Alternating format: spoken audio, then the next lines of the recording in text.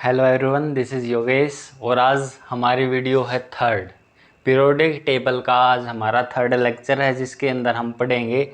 हमने अब तक डिस्कस किया है ग्रुप नंबर 1, ग्रुप नंबर 2 और आज हम डिस्कस करेंगे ग्रुप नंबर 13, जो कि मैंने यहाँ पे लिख दिए हैं। ग्रुप नंबर 13 के ये एलिमेंट्स होते हैं। इनकी जो विशेषताएं हैं, प्रमुख विशेषताएं हैं, जो प्रमुख एलिमेंट्स हैं जहाँ से क्वेश्चन पुट आउट होता है, वही हम बात करेंगे। एक्स्ट्रा हम बात नहीं करेंगे। ठीक है, तो ये है हमारा ग्रुप 13। ग्रुप 13 पहली वीडियो में मैंने आपको बताया था ग्रुप इस तरह होते हैं। ठीक है, वर्टिकल, और जो हमारे पीरियड्स होते हैं वो इस तरह चलते हैं, जिनको हम हॉरिजॉन्टल बोलते हैं। ओके, तो बात कर लेते हैं अब इनके नाम क्या हैं। ये तो हमने शॉर्ट फॉर्म लिख दी। ये है हमारा बोरोन, बोरोन। फिर है एल्यूमिनियम, एल्यूमिनियम। ठीक है, ये है गैलियम, गैलियम। ये है इंडियम। ओके, ये इस तरह से इनके नाम हैं। और लास्ट है हमारा टोलियम। क्या है लास्ट हमारा? है थैलियम, थैलियम।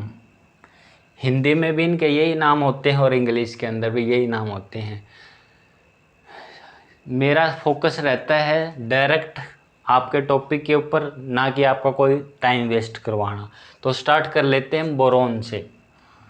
बोरोन की क्या विशेषताएं हैं? जैसे कि आपने पिछली क्लास के अंदर पढ़ा है, हम एलिमेंट्स लेते हैं और फिर उनकी विशेषताएं देखते हैं। यहीं से क्वेश्चन पुट आउट होता है। यहाँ पे एक बात और बताता हूँ मैं, ये हमने यहाँ पे इनके एटॉमिक नंबर लिख रखे हैं। बोरोन का एटॉमिक नंबर होता है 5। हालांकि आपको 20 तक एटॉमिक नंबर याद होने चाहिए। आप अपने फ़ोन पर गूगल खोलो, वहाँ पे पीरियोडिक टेबल टाइप करो और 20 तक जितने भी एलिमेंट हैं उन सभी को लिखो और उनके एटॉमिक नंबर और मास नंबर याद कीजिए। आपके पेपर के अंदर क्वेश्चन पूछा जा सकता है। ठीक है, यहाँ पे मैंने लिख दिए हैं कुछ। ये किस तरह बनते हैं पहली वीडियो में मैंने आपको बताया था। यहाँ होता है शुरुआत होती है 2 से, फिर 8 से, इस तरह से होती है। शुरू में 2 ऐड होता है, जिस तरह यहाँ था। यहाँ से यहाँ 2 ऐड हुआ इनके एटॉमिक नंबर में, फिर 8, फिर 8, फिर 18, 18, 32, इस तरह से ऐड होते हैं। लेकिन यहाँ पे क्या है, ये स्टार्ट हुए थे यहाँ से, लेकिन जो हमारा बोरोन है वो स्टार्ट हुआ है इससे। तो एक 2 और 8 वो चले गए, मतलब कि हम स्टार्ट करेंगे 8 ऐड करने से। ठीक है, कितना ऐड करने से? हम 8 ऐड करेंगे डायरेक्ट इसके अंदर। तो अगला एलिमेंट आया एल्यूमिनियम, जिसका एटॉमिक नंबर है 13। फिर 18 ऐड करेंगे, 31 एटॉमिक नंबर, फिर 18, फिर 32। इस तरह से हम ऐड करेंगे और सभी के एटॉमिक नंबर हमें पता लग जाएंगे। बात कर लेते हैं बोरोन की। बोरोन से बनता है जी बोरेक्स। इम्पोर्टेंट है, क्वेश्चन पूछा जाता है। आपने देखा होगा जब आप टीवी देखते हैं, फिल्म देखते हैं, कोई भी सीरियल वगैरह देखते हैं, तो उसके अंदर जो व्यक्ति रोता है वो ओरिजिनल नहीं रोता, उसके यूज़ किया जाता बोरेक्स का। बोरेक्स क्या है? एक टीयरिंग एजेंट है। क्या है? बोरेक्स एक टीयरिंग एजेंट है। टीयरिंग मतलब आंसू आते हैं, रोने का एजेंट है। अगर किसी व्यक्ति को रुलाना है, आंखों के अंदर पानी लाना है, तो बोरेक्स का यूज़ कीजिए, उसको बोलते हैं टीयरिंग एजेंट। फिर इसकी बात कर लेते हैं, इसका फॉर्मूला क्या होता है, उसकी भी हमारे पास ट्रिक है। फॉर्मूला होता है Na2B4O7। बड़ा फॉर्मूला है, कैसे याद रखोगे? सबसे पहले बताता हूँ, आप याद रखोगे इन नंबर्स को। इनसे ही आप ऑप्शन सॉर्ट आउट कर लोगे और अपना क्वेश्चन करेक्ट कर लोगे। किस तरह? ये बन गया जी 24 घंटे और 7 दिन। इमरजेंसी हेल्पलाइन आपको देखी होगी, कोई भी एम्बुलेंस देखी होगी, हॉस्पिटल के बाहर देखा होगा, ये चीज़ लिखी होती है 24 घंटे 7 दिन। मतलब कि कैसे याद रखोगे? जो हम फिल्म या सीरियल देखते हैं, सीरियल बनाने वाले 24 घंटे 7 दिन यूज़ करते हैं टीयरिंग एजेंट मतलब कि बोरेक्स का, क्योंकि उनको रोना पड़ता है इसलिए वो यूज़ करते हैं बोरेक्स का 24 घंटे 7 दिन। अगर आपको कंप्लीट याद करना है तो आप याद रखोगे Na2B4O7, ये फॉर्मूला है बोरेक्स का जो कि बनता है बोरोन से। ठीक है, ये हमारा हो गया बोरोन। नेक्स्ट बात आती है एल्यूमिनियम की। अगर मैं यहाँ पे बोरेक्स की एक और पॉइंट की बात करूँ, वो आता है रिएक्टर के अंदर। कंट्रोलर यूज होता है, ये कंट्रोलर इन रिएक्टर। रिएक्टर क्या होता है? रिएक्टर होता है जैसे एटॉमिक रिएक्टर होता है, जो जहाँ पे बॉम्ब वगैरह बनाए जाते हैं, वहाँ पे इसको रिएक्टर को कंट्रोल करने के लिए यूज़ किया जाता है बोरोन को। ठीक है, और एक होता है D2O, ये यूज़ होता है as a moderator in reactor. ठीक है, रिएक्टर के अंदर मॉडरेटर के रूप में यूज़ होगा D2O, जिसको हार्ड वाटर भी बोलते हैं। क्या बोलते हैं? Hard water. किस तरह याद रखोगे? D2O के अंदर है D और मॉडरेटर के अंदर है D, तो इसलिए आप याद रखोगे D2O यूज़ होता है एज ए मॉडरेटर, और जो हमारा बोरोन होता है वो यूज़ होता है कंट्रोलर के रूप में। नेक्स्ट बात कर लेते हैं और वो है हमारा एल्यूमिनियम। एल्यूमिनियम की क्या विशेषता है उसके बारे में बात करेंगे। एल्यूमिनियम का सिंबल होता है Al, एल्यूमिनियम। ठीक है, एक इसका ऑक्साइड होता है। ऑक्साइड क्या होता है? अगर किसी भी एलिमेंट के अंदर ऑक्सीजन मिला दिया जाए या वाटर ऐड कर दिया जाए तो ऑक्साइड के रूप में चेंज हो जाता है। इसका ऑक्साइड होता है Al2O3। ये पेपर के अंदर पूछा जाता है। एल्यूमिनियम का ऑक्साइड होता है Al2O3। फिर बात आती है और होते हैं। ओर्स क्या होते हैं? इनको हिंदी में बोलते हैं अयस्क। अयस्क ये क्या मैटर है? ये क्या होते हैं? इनकी अगर मैं बात करूं, ओर्स क्या होते हैं? एल्यूमिनियम के और होते हैं, एक तो होता है एल्यूमिना, और एक होता है बॉक्साइड। हालांकि होते और भी हैं, लेकिन इम्पोर्टेंट ये दो ही हैं, पेपर के अंदर पूछा जाएगा। Bauxite is a ore of, किसका ओर है? तो आप बताओगे एल्यूमिनियम का ओर है कौन? बॉक्साइड। इस तरह से इसके अंदर क्वेश्चन पुट आउट होता है। जो मैंने बात की Al2O3, Al2O3 क्या होता है? ये एक ऐसी चीज़ है, एक आपने सुना होगा एसिड और बेस, दो टाइप के होते हैं, एक होता है एसिड और एक होता है जी बेस। ठीक है, जो ये Al2O3 है ये दोनों ही है, दोनों की तरह ये काम करता है, एसिड की तरह भी और बेस की तरह भी। ऐसे एलिमेंट, ऐसे कंपाउंड जो दोनों की तरफ काम करते हैं, एसिड की तरह भी और बेस की तरह भी, उनको बोलते हैं एम्फोटेरिक। तो यहाँ से क्वेश्चन पुट आउट होगा, ऐसा कौन सा कंपाउंड है? कंपाउंड होता है जिसके अंदर दो एलिमेंट्स मिल जाएं, जैसे एक एल्यूमिनियम है, एक ऑक्सीजन है, ये दो मिल गए तो ये बन गया हमारा कंपाउंड। ठीक है, तो ऐसा कौन सा कंपाउंड है जो कि एम्फोटेरिक है? तो आप बताओगे Al2O3, एल्यूमिनियम ऑक्साइड। ठीक है, ये हमारा एल्यूमिनियम का हो गया। नेक्स्ट बात करें तो वो है गैलियम। गैलियम एक लास्ट क्लास में मैंने आपको बताया था सीजियम ऐसा एलिमेंट था जो कि हमारी अगर हथेली के ऊपर रख दिया जाए तो वो पिघल जाता था। इसी तरह है गैलियम जिसका सिंबल है Ga। ठीक है, इसकी क्या विशेषता है? इसकी विशेषता है मेल्ट ऑन पाम, हमारी हथेली के ऊपर पिघल जाता है। कौन? गैलियम। और मेल्ट ऑन पाम अनदर कौन था? अनदर लिख देता हूँ मैं, आपका रिवाइज हो जाएगा। तो वो था जी सीजियम, ठीक है, जो कि हमारा प्रेजेंट था ग्रुप नंबर 1 के अंदर। ये भी आपका मेल्ट हो जाता है हथेली के ऊपर। ये हमारा गैलियम की कुछ विशेषताएं थी।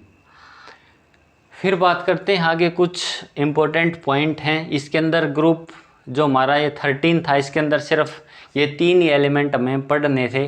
कुछ इम्पोर्टेंट पॉइंट नोट करोगे आप अपनी कॉपी के अंदर। यहाँ मैं लिखता हूँ आयरन, ठीक है, यहाँ मैं लिखता हूँ एल्यूमिनियम, ठीक है, और कॉपर, जिंक, इस तरह से कुछ भी लिख लो जो कि मेटल हो। ये जो जो मैंने लिखे ये हमारे क्या हैं, ये हैं जी सारे के सारे मेटल्स। मेटल मतलब कि धातु। ये है आयरन का सिंबल, एल्यूमिनियम, कॉपर, जिंक, ठीक है, ये सारे मेटल हैं। यहाँ पे एक क्वेश्चन बनता है कि जो हमारी मेटल्स होती हैं वो एसिड होती हैं या फिर वो बेस होती हैं, ये क्वेश्चन बनता है। अगर आपको पता है तो कमेंट बॉक्स में ज़रूर बताइएगा।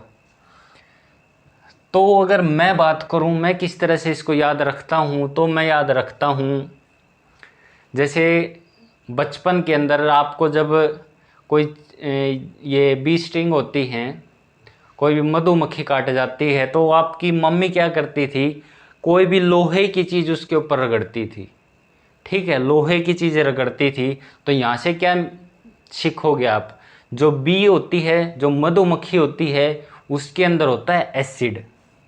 जो बी स्टिंग होता है उसके अंदर होता है एसिड। और जो हमारी मदर्स यूज़ करती थी, मेटल यूज़ करती थी, वो होता था बेस। मतलब कि जो मेटल होती हैं वो हमारी बेस होती हैं। मेटल क्यों यूज़ करती थी, लोहे की चीज़ यूज़ करती थी, लोहा क्या है, मेटल है। वो क्या करता था, जो कि बेस था, बेस और एसिड आपस में मिला के न्यूट्रल रिएक्शन कर देते थे, जिससे उस जहर का असर कम हो जाता था। तो इस तरह आप याद रखोगे कि जब हमें मधुमक्खी काट जाती थी तो हमारी मदर क्या करती थी, कोई भी लोहे की चीज़ रगड़ती थी। यहाँ से आप याद रखोगे मधुमक्खी के अंदर एसिड था और लोहे के अंदर क्या था, बेस था। तो हम कह सकते हैं जो हमारी मेटल हैं वो एसिड ना होके बेस हैं। याद रहेगा। नेक्स्ट बात कर लेते हैं, मेटल के जितने भी ऑक्साइड हैं, मेटल ऑक्साइड, जितने भी मेटल के ऑक्साइड, ऑक्साइड मतलब जब उसके अंदर वाटर या ऑक्सीजन ऐड हो जाती है तो मेटल ऑक्साइड कहा जाता है, जैसे कि FeO है, ठीक है। इस तरह से कुछ भी आप लिख सकते हो जो मेटल ऑक्साइड हैं, तो वो भी आपके क्या होंगे, वो भी आपके बेसिक इन नेचर होंगे, ठीक है। जैसे CuO है, CuO, ZnO, ये क्या है, ये सारे के सारे मेटल ऑक्साइड हैं और ये सारे क्या हैं, बेसिक इन नेचर। पेपर के अंदर क्वेश्चन पूछा जाएगा CuO क्या है, तभी आप ध्यान रखोगे। Cu मतलब कि कॉपर, कॉपर क्या है, मेटल, मेटल क्या होती है, बेसिक होती है, तो आप आंसर दे दोगे। इस तरह से ये बात करी। फिर आती है जी नॉन मेटल। नॉन मेटल क्या क्या होती हैं, कार्बन, नाइट्रोजन, सल्फर, ये क्या होती हैं, ये गैसेज होती हैं। हालांकि कार्बन, नाइट्रोजन, सल्फर, ये जितनी भी होती हैं ये हमारी होती हैं जी नॉन मेटल। ये उसका उल्टा होता है, मेटल क्या था, बेसिक था, तो नॉन मेटल क्या है, एसिडिक है। यहाँ से एक इम्पोर्टेंट क्वेश्चन बनेगा रेन का। एसिडिक रेन पेपर के अंदर पूछी जाती है, उसके अंदर कौन कौन से घटक होते हैं, वो यही होते हैं, ठीक है। अगर मैं बात करूं नॉन मेटल के ऑक्साइड की, जैसे मेटल ऑक्साइड थे, तो नॉन मेटल के ऑक्साइड क्या होंगे, CO, NO, ठीक है, ये हमारे ऑक्साइड होंगे। और जो CO है आप जानते भी होंगे, कार्बन मोनोऑक्साइड, क्या है ये, कार्बन मोनोऑक्साइड, जिसे क्या कहा जाता है। जो ये बातें लिख रहा हूँ मैं मोस्ट इम्पोर्टेंट हैं, इसको कहा जाता है न्यूट्रल गैस। न्यूट्रल गैस, क्योंकि जब ये व्यक्ति के अंदर जाती है तो व्यक्ति को पता नहीं लगता, ठीक है, कि आपके अंदर CO या कार्बन मोनोऑक्साइड जा रही है। और ये पॉइजनस गैस भी इसको कहा जाता है, पॉइजनस गैस। आपने सुना होगा कि सर्दियों के अंदर न्यूज़पेपर के अंदर आती है कि अंगीठी लगा के सो रहे थे और सुबह उनकी मौत होगी, उनको पता भी नहीं लगा। वो क्यों होती है? क्योंकि वो CO कार्बन मोनोऑक्साइड की वजह से होती है। तो यहाँ हम कह सकते हैं कि नॉन मेटल के जो ऑक्साइड हैं, नॉन मेटल के ऑक्साइड हैं जो, वो भी सारे एसिडिक इन नेचर होते हैं, एसिडिक इन नेचर। अगर ये एसिडिक हैं तो जो हमारी एसिड रेन होती है उसके अंदर क्या होता है? उसके अंदर CO भी होती है, NO भी होती है, ओके, SO2, NO2 और CO2, इससे ये बनते हैं CO2, NO2 और SO2। ये तीनों के तीनों शामिल होते हैं, यहाँ लिख देता हूँ मैं, CO2, NO2 एंड SO2। ये कोज करते हैं एसिडिक रेन को, एसिडिक रेन, ठीक है। जो पहली बारिश होती है वो एसिडिक रेन होती है, जिसके अंदर ये कंपाउंड मिलकर आते हैं। वह ये हैं नॉन मेटल, लेकिन ये एसिडिक होते हैं, इसलिए ये एसिडिक रेन करते हैं, ओके। अगर यहाँ पे कुछ और बात करें कि इनके अंदर अगर H2 ऐड कर दें हम, जैसे CO2 है, CO2 के अंदर H2O ऐड कर दें तो क्या एलिमेंट बनेंगे?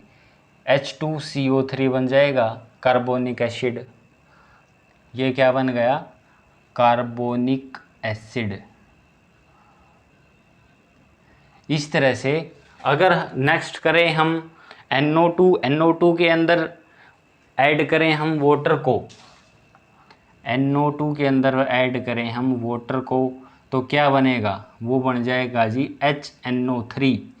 HNO3 क्या होता है? Nitric acid, nitric acid.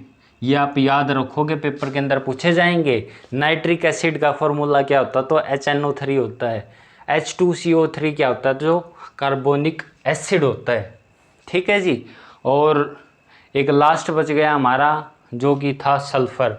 अगर SO2 के साथ वाटर ऐड किया जाएगा तो बन जाएगा हमारा H2SO4, जिसको बोला जाता है सल्फ्यूरिक एसिड। सल्फ्यूरिक एसिड, जिसका यूज़ किया जाता है इन्वर्टर बैटरी के अंदर। इन्वर्टर बैटरी के अंदर ऐड किया जाता है सल्फ्यूरिक एसिड का।